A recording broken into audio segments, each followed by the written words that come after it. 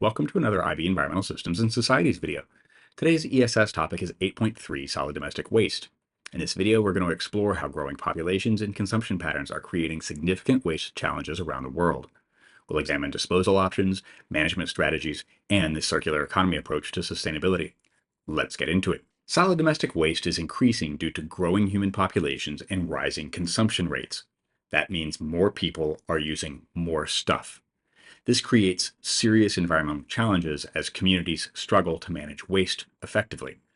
The amount we consume directly correlates to the waste we produce, and that makes this a really important issue for sustainable development. Looking at Hong Kong's data from 91 to 2017, solid domestic waste increased pretty significantly, peaking around 2004 before it started declining.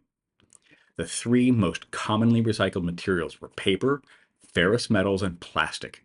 In 2010, ferrous metals made up about 20% of all recyclables that were recovered. This shows how recycling efforts can help manage increasing waste problems. Non-biodegradable waste, especially plastic, batteries, and e-waste, has become a huge environmental issue. Unlike organic waste, these materials persist in the environment for decades or centuries. E-waste contains valuable resources, but it's also really hazardous, and that makes proper disposal really important for environmental protection. The United States uses four main disposal options: landfilling, recycling, incineration, and composting. Each method has advantages and disadvantages based on environmental impact, cost, and resource recovery. Note that in some contexts, incineration is also called combustion with energy recovery. The waste management hierarchy shows us that prevention and reduction are the most preferred options, following by reuse, recycling, energy recovery, and finally, disposal, or throwing things away into a landfill. This pyramid represents the relative effectiveness of each approach. Composting falls under recycling, while reduction requires changing consumption behaviors and patterns. The significant idea here is that both production and management of solid waste influence sustainability.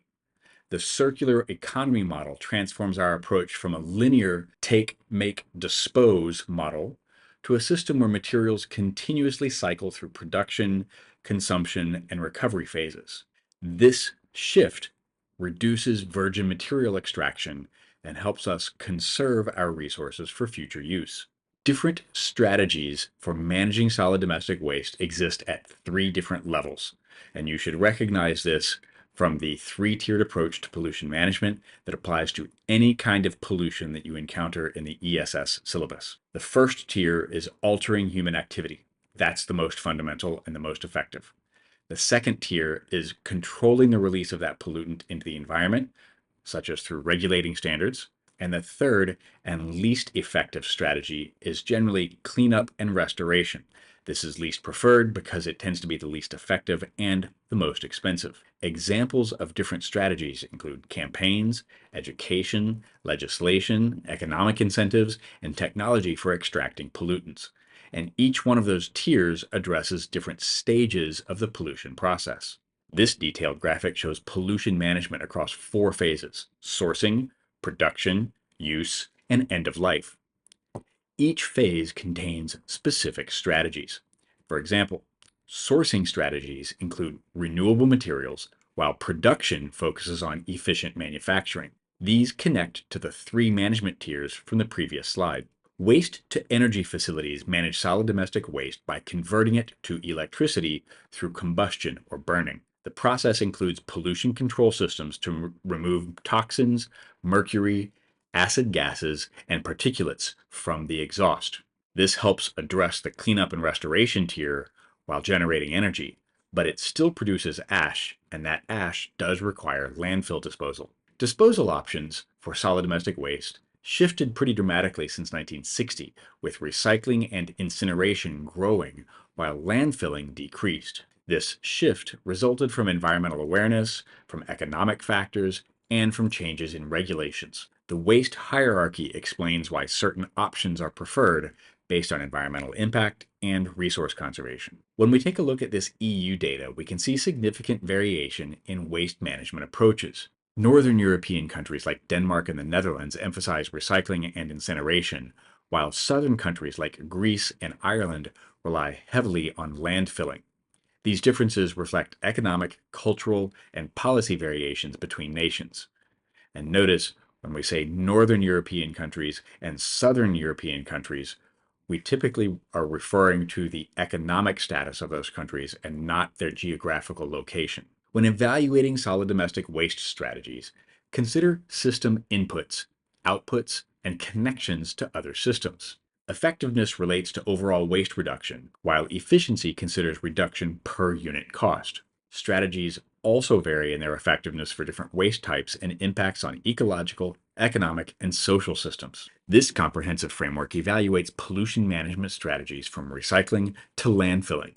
Each option has specific application contexts, potential environmental impacts, challenges, advantages, and opportunities. For example, mechanical recycling works for specific plastics, while incineration handles diverse waste streams, but produces emissions requiring control. Pollution crosses borders, and that affects multiple countries.